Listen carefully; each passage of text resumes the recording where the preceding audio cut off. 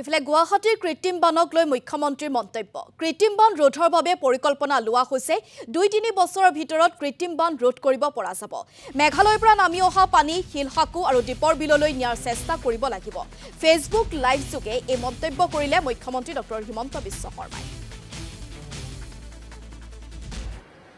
যোৱা পৰহি দিনা গুৱাহাটীত প্ৰবল বানপানী হৈছিল সোশ্যাল মিডিয়াত স্বাভাৱিকভাৱে বহুতে আমাক ট্ৰলো কৰিছিল আৰু খং উঠাও স্বাভাৱিক আছিল ৰাতি বহু ৰাতিলৈকে গুৱাহাটীৰ ৰাজপথত বহুজনে গাড়ীত আবদ্ধ হৈ আছিল স্কুল আৰু কলেজৰ পৰা উভতি অহা ছাত্ৰ-ছাত্ৰীসকলেও পানীত আবদ্ধ হৈ আছিল খং উঠাত তেনেই স্বাভাৱিক ৰাজ্যৰ মুখ্যমন্ত্ৰী হিচাপে মই যেতিয়া সফলতাসমূহৰ দায়িত্ব লওঁ সফলতাসমূহৰ বাবে মই গৌৰৱ অনুভৱ কৰোঁ বিফলতাসমূহৰ বাবেও মই নিশ্চয় দায়িত্ব ল'বই লাগিব যিজনে সফলতাৰ ক্ৰেডিট ল'ব খোজে তেওঁ বিফলতাৰো ক্ৰেডিট বা বিফলতাৰো দায়িত্ব ল'ব লাগিব সমস্যা হ'ল গুৱাহাটী মহানগৰী চাৰিওফালে পাহাৰে আবদ্ধ কৰি ৰাখিছে কোন দিনাখন কোনটো পাহাৰৰ পৰা কিমান পানী নামি আহিব তাৰ হিচাপ আমি কোনেও কৰিব নোৱাৰো যেতিয়ালৈকে আমি বনোৱা নলা নৰ্দমাৰ পৰিমাণত পানী নামি আহিব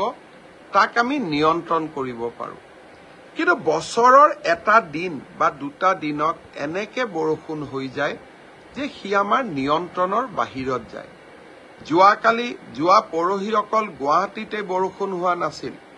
মেঘালয় ৰিভৈ জিলাতো যথেষ্ট বৰষুণ হৈছিল ৰিভৈ আৰু গুৱাহাটীত যোৱা পৰহি যিমান বৰষুণ হৈছিল গোটেই বছৰটোৰ বৰষুণৰ ই পৰিমাণভাৱে 25% আছিল মেঘালয়ত খানাপাৰাৰ অঞ্চলটোত উন্নয়ন হৈছে ইউএছ কৰি কাটিছে অলপতে মেডিকেল কলেজ এখন নিৰ্মাণ কৰিম বুলি আৰু মাটি কাটিছে ফলত যি প্ৰাকৃতিক বাধা আছিল গুৱাহাটীলৈ পানী অহাৰ সেই বাধাবিলাক নোহোৱা হৈ গ'ল মেঘালয়ত বৰষুণ হলে নিৰ্মমভাৱে গুৱাহাটীলৈ পানী নামি আহে আৰু গুৱাহাটীৰ বৰষুণটো আছেই নলা নৰ্দমাসমূহ বহল কৰাৰো উপায় নাই নলাৰ কাষলৈকেও নিজৰ মাটিতে চৰকাৰী মাটি নহয় কনষ্ট্ৰাকশ্যন হৈছে গুৱাহাটীৰ খালী থকা মাটিবিলাকত মহানগৰীখনৰ ব্যাপক আৰবানাইজেশ্যনৰ লগত লগ লাগি মাটিবোৰ পুতি